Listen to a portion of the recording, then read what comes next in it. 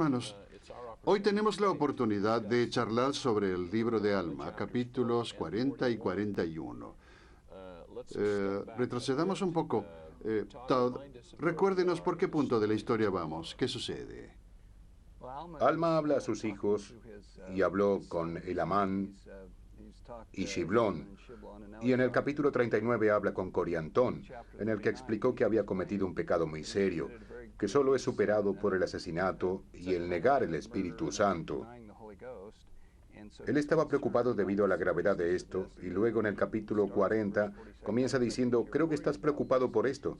De manera que vemos la necesidad de algo de doctrina aquí, ya sea solo su preocupación por el pecado o porque haya recibido doctrinas falsas de Corior o cualquier otro. Es necesario que se enseñe algo de doctrina. Es muy interesante. Dada la gravedad del pecado y donde no debió haber estado, y además con quien no debió haberse juntado, solo se dedican 2 versículos al pecado, pero varios capítulos son dedicados a la doctrina.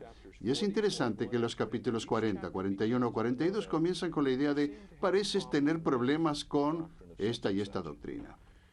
Y así claramente, otra vez se establece la importancia y la necesidad de enseñar doctrina clara. El concepto de doctrina verdadera para el Elder Packer comprendía cambio de actitudes y de comportamiento. Eso lo vemos con los amoniaitas, con el pueblo del rey Noé y las enseñanzas de Abinadi. Esos eran temas doctrinales muy profundos. Es fascinante el hecho de que algunos de los principios más doctrinalmente profundos se enseñan a personas, ya sea que estén en pecado, o personas rebeldes y disidentes de la iglesia. Bien, vayamos al capítulo 40. Vemos que él indicó que su hijo estaba preocupado, en el versículo 1. Coriantón estaba preocupado con respecto a la resurrección de los muertos. Brian, ¿qué piensa usted? Quizás lo único que podemos hacer es conjeturar un poco. ¿Por qué estaba él preocupado por la resurrección? ¿Cuál parecía ser el problema? ¿Y qué cree usted que podía estar pasando? Creo que pudo haber sido un par de cosas. Primero, él pudo haber estado preocupado por el hecho de que comparecería nuevamente con su cuerpo para ser juzgado. La idea de ser confrontado en sus pecados. Eso es. Así como lo mencionó Todd. Corior enseñó que cuando un hombre muere, ese era el fin del mismo, y quizás algunas de esas enseñanzas le quedaron y él estaba luchando con la idea de una resurrección. Bien. ¿Todd, algo más? Pienso que quizás no estaba tan claro con la idea de que es única la teología de los Sud, de que todo el plan era conocido desde el principio, y eso lo vemos en los últimos versículos del 39. Y su padre dijo que no habría problema, que si conocemos todo el plan podemos revelarlo todo o cualquier parte de este. Y así él dice, sabemos todas las respuestas y percibo que estás preocupado respecto a la resurrección. Te enseñaré de eso. Tú no vas a morir de repente. Pasarán algunas cosas antes. Habrá un espacio entre esto y antes de que seas juzgado. Y aclaremos esto. Sí, bien. Pensando en esto, vayamos al versículo 11. Notemos para nosotros mismos y para nuestra audiencia que la palabra alma es una palabra muy interesante. Todos sabemos cómo se utiliza en la sección 88, versículo 15 de Doctrina y Convenios. El alma es el cuerpo y el espíritu, es decir, el cuerpo y el espíritu inseparablemente unidos. Pero el problema, por supuesto, es que es usado de otra manera en muchas escrituras, incluyendo el capítulo 40, donde parece que se usara como el espíritu. Nuestro cuerpo espiritual. Veamos el versículo 18. He aquí te digo que no, sino que significa la reunión del alma con el cuerpo. Claramente el espíritu. Bien, miremos y comprendamos que el libro de Mormón, como es dicho antes, es un registro muy blanco y negro en términos de entendimos o no entendimos, estamos o no estamos. Maneja extremos. Es casi, ustedes saben a qué me refiero con esto, es casi como con Deuteronomio en su enfoque, bendiciones o maldiciones. Absolutamente. Ahora, notemos a medida que leemos estos versículos del 11 al 14. Brian, ¿por qué no nos lees comenzando en el 11 hasta el 12? Hablamos acerca de la naturaleza de la muerte. Recordemos que cuando una persona muere, no deja de ser, solamente deja de ser en este mundo. Y eso, en el esquema eterno de las cosas, no hay muerte y no hay muertos, solo personas vivientes. Cuando las personas mueren, escuchen, estuve en un funeral hace unos días. Fue una ocasión gozosa porque esta persona había vivido una vida maravillosa y nos regocijamos en esa vida y también en lo que ellos experimentaban en ese momento. Con esto en mente, podrías leernos el 11 y el 12. Ahora bien, respecto al estado del alma entre la muerte y la resurrección, he aquí un ángel me ha hecho saber que los espíritus de los hombres, en cuanto se separan de este cuerpo mortal, sí, los espíritus de todos los hombres, sean buenos o malos, son llevados de regreso a ese Dios que les dio la vida. Paremos por un segundo. Brian, sé que hay muchos debates en el mundo de hoy, particularmente con respecto a la experiencia cercana a la muerte, en el que las personas mueren y ven este destello de luz. No quiero decir ni sí ni no acerca de esta experiencia cercana a la muerte. Algo pasa cuando una persona enfrenta la muerte. ¿Qué pensamos de la idea de que tan pronto como una persona muere, es llevada a ese Dios que le dio la vida? Todd, ¿qué piensas de eso? Pienso que puede haber un malentendido, porque de otras escrituras aprendemos que no vamos a la presencia inmediata de Dios. Vamos al mundo espiritual, somos un espíritu. Él es un ser resucitado que mora en otro lugar. Brigham Young dijo, permítanme ponérselo un poco más claro. Él dijo, él estaba hablando en su granja y dijo, estoy en un extremo. Y ustedes pueden escuchar mi voz al otro extremo y en ese sentido yo estoy allá. Todos estamos en la presencia de Dios y venimos del mundo espiritual. Entonces, cuando morimos, volvemos al mundo espiritual. Así que volvemos a ese mundo de los espíritus y así estamos más conscientes de que estamos en la presencia de Dios. Fielding Smith usaba la idea de que si un joven va a una misión y va a Italia, cuando regresa a los Estados Unidos dice, de nuevo estoy en casa. Aun cuando su casa queda en Idaho, él acaba de regresar a los Estados Unidos. No está de regreso a la presencia inmediata de su familia en Idaho. Excelente, excelente. Y el uso de la palabra presencia es importante. Es decir, no creo que supongamos que cuando una persona está dando la oración de clausura y agradece la presencia de Dios, necesariamente tendríamos que tener a Dios en persona. Más bien el Espíritu Santo había estado allí. Y eso es a lo que nos referimos cuando describimos la presencia de Dios. Son llevados de regreso a ese Dios que les dio la vida. Veamos el 12. Y sucederá que los espíritus de los que son justos serán recibidos en un estado de felicidad que se llama paraíso, un estado de descanso, un estado de paz, donde descansarán de todas sus aflicciones y de todo cuidado y pena. Paraíso.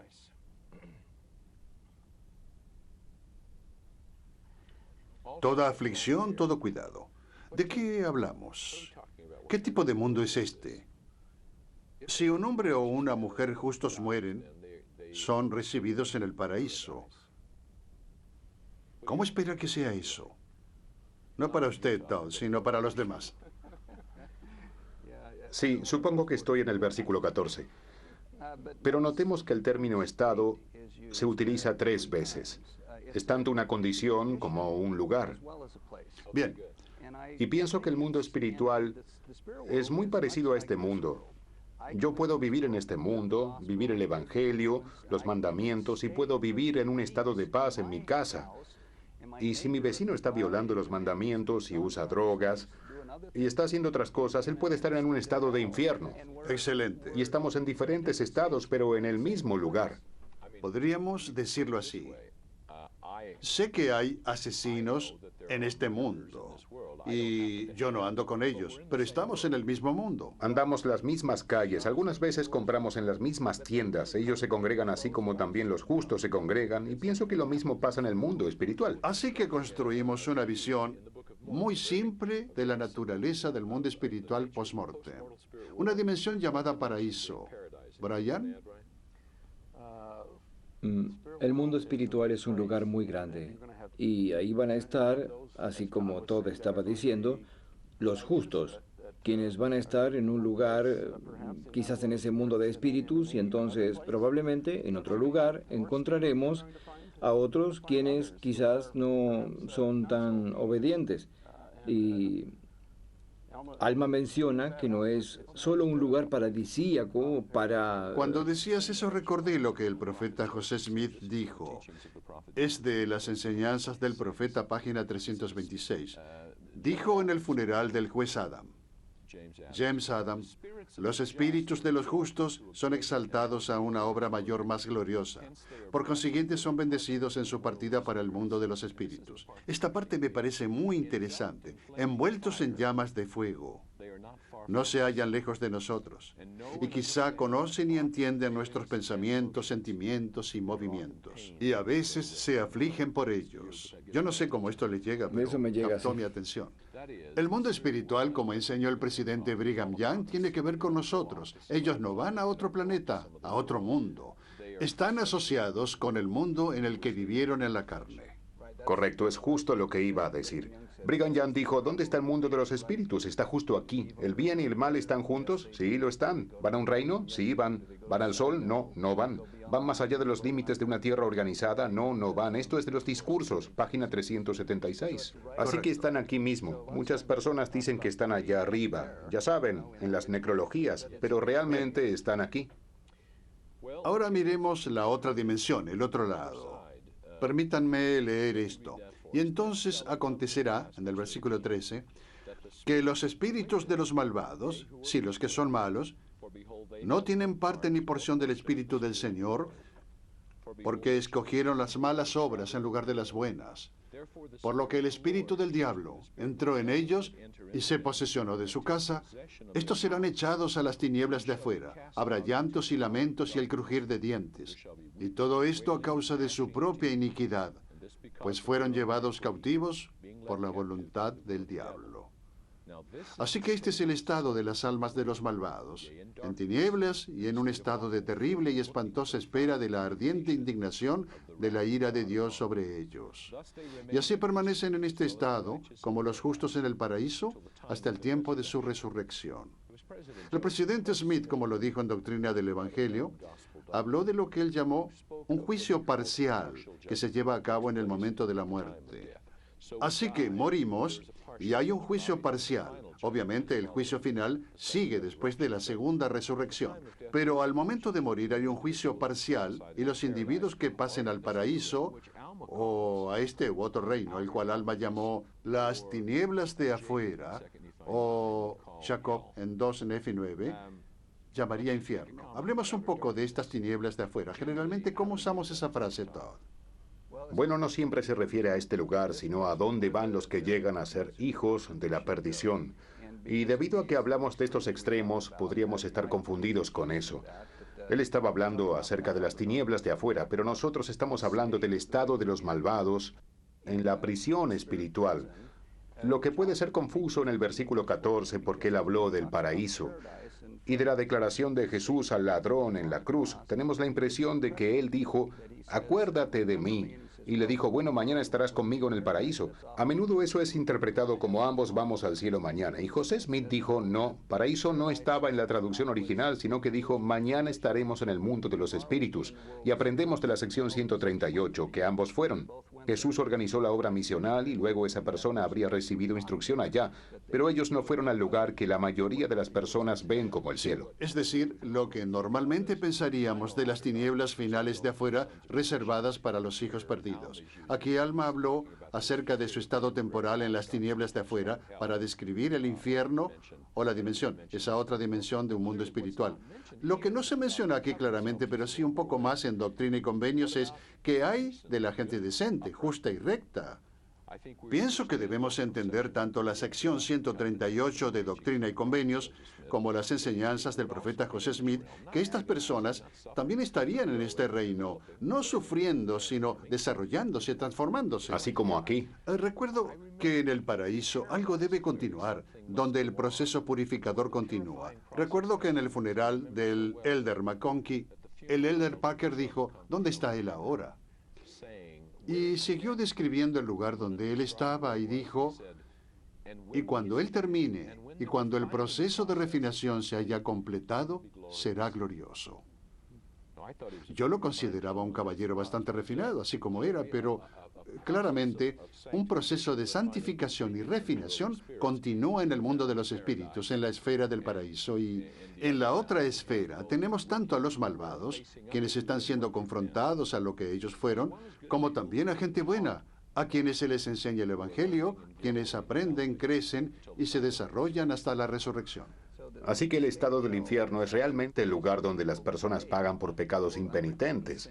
Eso es parte de ese estado o ese infierno por el cual pasan. Y el Elder Talmage enseñó que había una entrada y una salida al infierno, al igual que prisión hay aquí.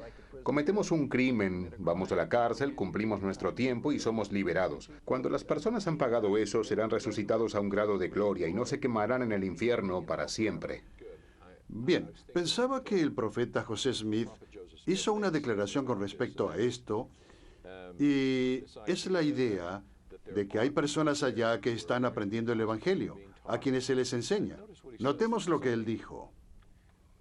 Todo hombre que ha sido bautizado y que pertenece al reino tiene derecho a ser bautizado por aquellos que han partido antes. Se refería, por supuesto, a la obra vicaria en los templos.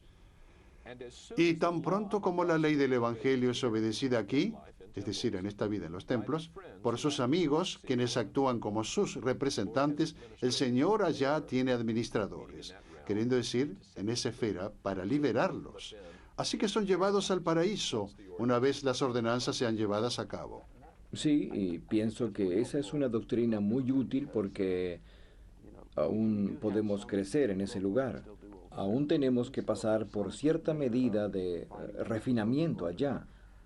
Uno de mis libros favoritos fue escrito por C.S. Lewis, El Gran Divorcio. Es una especie de alegoría acerca de hablar con personas que estaban teniendo problemas con cambiar a otros, cambiar en sí, y pienso que cuando pasamos al otro lado, veremos que algunos continuarán con el mismo tipo de actitudes y perspectivas que tenían aquí. Otros cambiarán, mejorarán, se desarrollarán y se acercarán más al Señor, y así. Bien. A menudo hay un malentendido.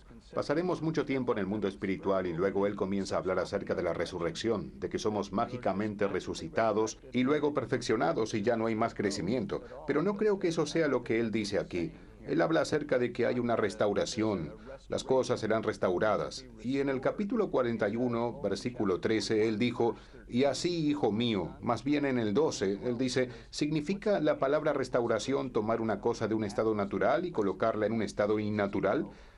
Él dice, no, sino el significado de la palabra restauración es volver de nuevo mal por mal o carnal por carnal. Es la ley de la siega. Lo tenemos en el libro de Gálatas, capítulo 6, versículo 7. No os engañéis, Dios no puede ser burlado. Todo lo que el hombre sembrare, eso mismo segará. De manera que en la resurrección no nos convertimos mágicamente en buenos hombres, segamos lo que sembramos. Pablo dijo en 1 de Corintios 15, si plantamos trigo, ¿vamos a segar otro grano? Pues si plantamos trigo, segaremos trigo. Si plantamos maíz, segaremos maíz, y por eso es que traje esta cosita que la gente ha visto antes. Esto describe la ley de restauración.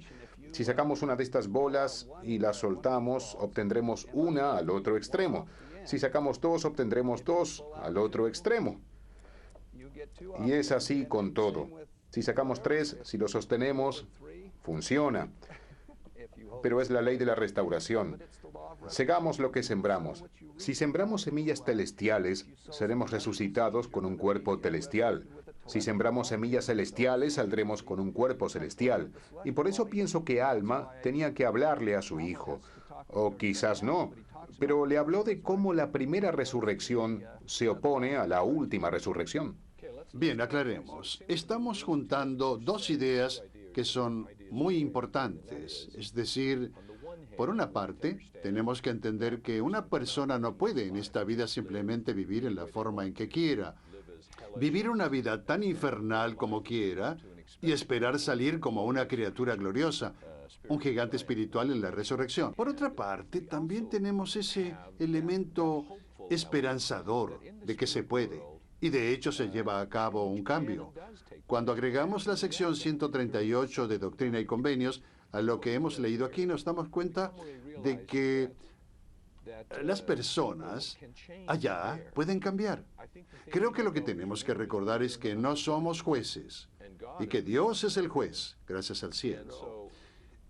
Y de seguro una persona que haya sido, por ejemplo, objeto de abusos, que haya sufrido mucho en sus primeros años y lleve cicatrices emocionales y espirituales a su vida adulta, que no encuentra amigos, no desarrolla amistades, no soporta a los hombres y no le gustan las mujeres. Cuando se le presenta el Evangelio, todo es oscuridad, nada. Me parece que tenemos a un Dios misericordioso del otro lado que conoce eso. Y que cuando llegamos al mundo de los espíritus, todas esas cosas que están más allá de nuestro poder de control serán quitadas. Creo que eso es lo que quiso decir Elder Packer en la conferencia de abril del 92 cuando dijo que un día esas influencias inmorales en nuestro ambiente moral serían quitadas. Y luego el espíritu sería libre de crecer, de amar y de aprender. Así que en la doctrina de la resurrección, vayamos al capítulo 40, versículo 23, y leamos este gran capítulo. Brian, lee el versículo 23, es uno de los grandes versículos sobre la resurrección. El alma será restaurada al cuerpo y el cuerpo al alma. Y todo miembro y coyuntura serán restablecidos a su cuerpo. Ni un cabello de la cabeza se perderá, sino que todo será restablecido a su propia y perfecta forma. Partes de este versículo son muy reconfortantes para mí. Ni un cabello de la cabeza se perderá. Es más emocionante para mí que para ustedes, pero es emocionante. El libro de Mormón resuena y resuena con la doctrina de la inmortalidad del alma. Y en el 41, la doctrina de la restauración, ese concepto del que Todd nos habló y demostró. Todd, ¿podías leernos el versículo 10 y 11 de este capítulo? No vayas a suponer, porque se ha hablado concerniente a la restauración, que serás restaurado del pecado a la felicidad. He aquí te digo que la maldad nunca fue felicidad. Y así, hijo mío, todos los hombres que se hallan en un estado natural, o más bien diría en un estado carnal, están en la hiel de amargura y en las ligaduras de la iniquidad. Se encuentran sin Dios en el mundo y han obrado en contra de la naturaleza de Dios. Por tanto, se hallan en un estado que es contrario a la naturaleza de la felicidad. El hombre natural que describió el rey Benjamín como enemigo de Dios. Creo que estos versículos son excelentes en indicar por qué. El hombre natural no solo va en contra de los objetivos de Dios, sino que tristemente también va en contra de su propia felicidad. Va en contra de sí mismo. Finalmente, me gustaría que volvamos a ver el versículo 3. Permítanme leerlo. Es capítulo 41, versículo 3. Y es indispensable en la justicia de Dios que los hombres sean juzgados según sus obras. Y si sus hechos fueron buenos en esta vida, y buenos los deseos de sus corazones, que también ellos sean restituidos a lo que es bueno en el último día. Hay tantas cosas buenas que tantas personas les gustaría hacer, pero o se les impide hacerlo o no pueden, debido a circunstancias más allá de su control. El Elder Dallin Oaks habló de eso en su libro Puros de Corazón cuando dijo, mi suegro tuvo una versión de este concepto. Él dijo, cuando alguien trataba de hacer algo bueno por él, pero se le era impedido debido a las circunstancias, mi suegro les decía, gracias, tomaré la buena voluntad del acto. Y pienso que el Señor bendijo a Abraham, por ejemplo, no porque Abraham incrustó un cuchillo a Isaac, sino porque estuvo dispuesto a incrustarle un cuchillo. Y así, qué reconfortante es para nosotros saber que hay muchas cosas buenas que queremos conseguir, ya sea que nos quedemos sin energías o tiempo, o las circunstancias lo impidan. Creo que hay un gran mensaje aquí. Y lo contrario a eso también es cierto. En el versículo 5. Porque así como ha deseado hacer el mal todo el día, así recibirá su recompensa de maldad cuando venga la noche. Así que funciona de ambas maneras y se repite tantas veces. En el 14, por tanto, hijo mío, procura ser misericordioso con tus hermanos, trata con justicia, juzga con rectitud y segarás lo que sembraste. Si somos misericordiosos, recibiremos misericordia. Si somos justos, recibiremos un juicio justo. Permítanme resumir esto diciendo que estos capítulos me dicen, que necesitamos estar orientados en la dirección correcta cuando llegue la muerte. Si hemos puesto nuestra vista en la vida eterna y recibimos las ordenanzas del Evangelio, incluyendo las bendiciones del templo, y apuntamos en esa dirección cuando muramos, continuaremos en esa misma dirección sabiendo que la vida, el amor y el aprendizaje son para siempre.